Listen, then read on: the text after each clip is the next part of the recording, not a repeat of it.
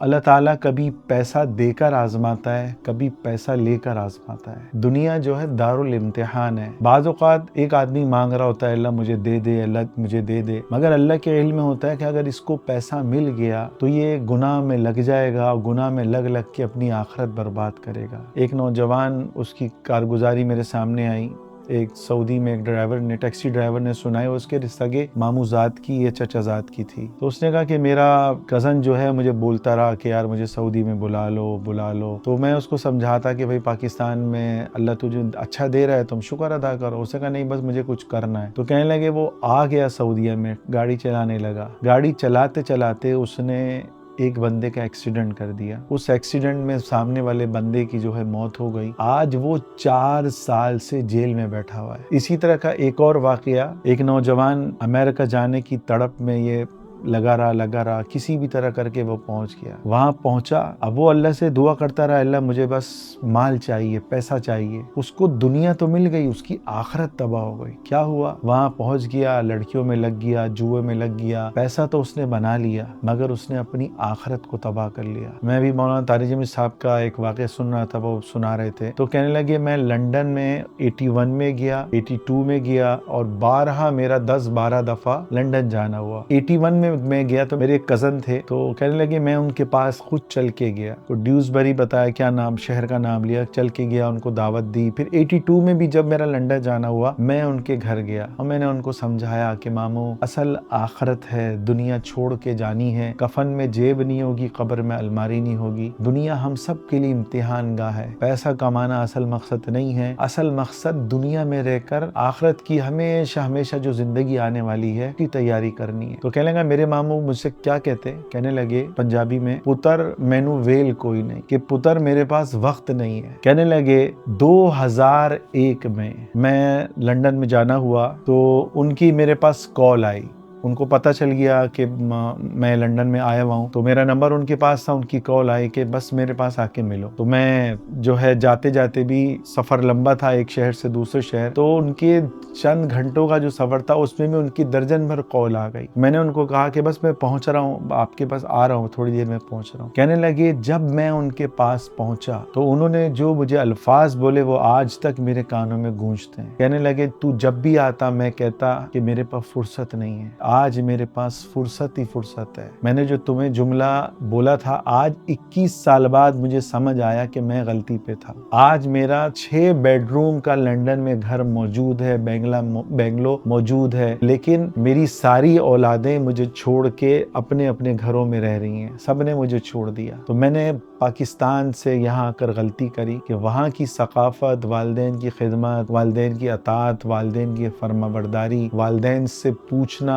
ان کے ساتھ رہنا۔ کہنے لگے میں نے پیسہ تو بنا لیا مگر میں اولاد سے محروم ہو گیا۔ آج 21 سال بعد مجھے وہ بات سمجھ میں آئی جو تم مجھے 21 سال پہلے سمجھاتے تھے اور مجھے سمجھ میں نہیں آتی تھی۔ تو پھر میرے عزیزوں دیکھو، ایسے بہت سے ایسے لوگ ہیں کہ انہوں نے دنیا تو بنا لی، اب وہ کہتے ہیں کہ میں لنڈن چلے جاؤں، امریکہ چلے جاؤں۔ او بھائی دنیا بناؤ، محنت کرو، اللہ منع نہیں کرتا، آپ دنیا بناؤ، غریبوں کو دو، سب کچھ کرو، لیکن آخرت کو نہ بھولو۔ وہاں طارق صاحب سے میں نے ایک سنا کہ ایک سیٹ کے پاس گئے، سلام دعا تھی، ہیلو ہائی تھی، اور اس نے کوئی 10 دن کی جماعت میں وقت بھی لگایا ہوا، جو زمینداروں کی جو تاجروں کی ایک جماعت چلتی ہے، اس میں یہ بڑے بڑے اس طرح کے لوگ ہوتے ہیں، اس میں 10 دن لگائے ہوئے تھے۔ تو میں نے ان کو کہا کہ بھائی تم چلہ لگا لو، 4 مہینے لگا لو، وقت نکالو۔ تو مجھے کہنے لگا وہ سیٹ کہ میری جو ہے تیسری مل جو ہے وہ تعمیر ہو رہی ہے، وہ تعمیر ہوگی اور میں نکلوں گا۔ تو میں نے اس کو کہا کہ ان 2 ملوں کو تم کتنا وقت دیتے ہو؟ کہنے لگا 9 سے 10 گھنٹے۔ تو میں نے کہا جب تیسری مل بن جائے گی وہ تمہیں نکلنے دے گی؟ پھر میں نے اسے حدیث سنائی کہ حدیث میں آتا ہے بنی آدم کو 2 وادیاں بھی سونے کی مل جائیں گی، وہ کہے گا کہ یہ تیسری وادی بھی مجھے ملے۔ ہماری فطرت کے اندر اللہ نے لالچ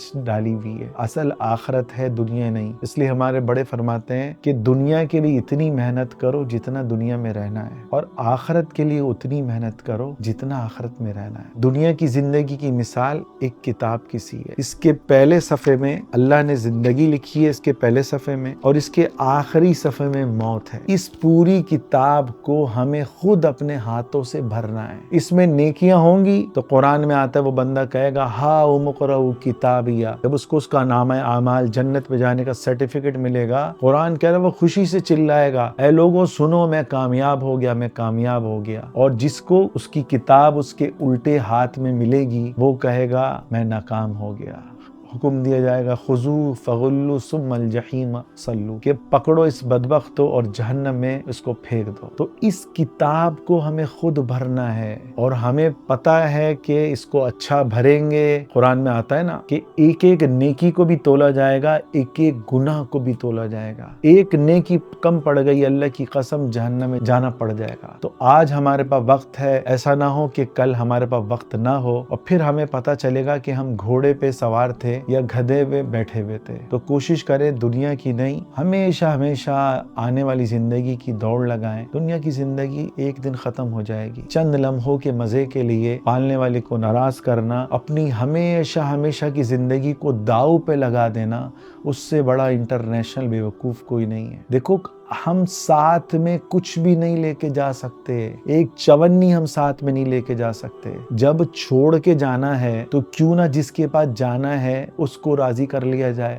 اس کو خوش کر لیا جائے۔ تو کوشش کرے بھائی اپنی آخرت کے چیمپئن بننے کی، آخرت کی دوڑ لگانے کی ہم دوڑ لگائیں۔ اسی لیے اللہ کہتا ففروا الی اللہ، کہ میری طرف دوڑو۔ اللہ والے اسی لیے اللہ کی طرف دوڑ لگاتے ہیں، اور جو شیطان کے دوست ہوتے ہیں وہ دنیا کی دوڑ لگاتے ہیں۔ حدیث شریف میں آتا ہے التائب من الذنب کمن لا ذنب لہ، کہ گناہ سے توبہ کرنے والا ایسا ہے جیسے اس نے گناہ کیا ہی نہ ہو۔ یعنی کتنے رحیم رب سے ہمارا پالا پڑا ہے۔ ایک حدیث میں آتا ہے جب بندہ گناہ کرتا ہے تو فرشتے کو حکم ہے کہ 6 گھنٹے تک اس گناہ کو نہیں لکھنا، کہ میرا بندہ توبہ کر لے۔ اگر بندہ توبہ کر لیتا ہے تو اس گناہ کو لکھا ہی نہیں جاتا، نہ وہ فرشتوں کے کھاتے میں ہوتا ہے، نہ جو ہے ان کی ڈائری میں ہوتا ہے، نہ ان کی ہسٹری میں ہوتا ہے۔ اللہ اتنا رحیم و کریم ہے کہ جو بندہ توبہ کر لیتا ہے اللہ اس کے پچھلے سارے معاف کر دیتا ہے۔ اللہ کہہ رہا ہے یا ایھا الذین آمنوا توبوا الی اللہ توبۃ نصوحا، کہ اے لوگوں تم توبہ کرو تو سچی توبہ کرو، پکی توبہ ہو۔ یہ نہیں کہ میں توبہ کرتا ہوں پھر گناہ کی دلدل میں ڈوب گئے، نہیں، توبہ کرنے کے بعد گناہ 100 دفعہ ہو، آپ 100 دفعہ گناہ کر لو، لیکن وہ گناہ اختیاری نہ ہو، جان مجھ کے نہ کیا ہوا ہو۔ بندہ گناہ کرتا ہے اللہ معاف کرتے ہیں تو فرشتے حیران ہوتے ہیں، اللہ اتنا آپ کو اس نے ناراض کیا، اتنا ستایا، پھر بھی آپ اس کو معاف کر رہے ہیں، کہ میرا بندہ جانتا ہے کہ اس کا کوئی رب ہے جو اس کو معاف کرنے والا ہے۔ تو ہمارا رب جو ہے اس نے تو بخشش کے خزانے کھولے ہوئے ہیں، کوئی ہے جو اللہ کی رحمتوں کو لینے والا ہو۔ تو سچی توبہ کریں، اللہ سے اپنا تعلق مضبوط کریں۔ اللہ تعالی ہم سب کو عمل کرنے کی توفیق عطا فرمائے۔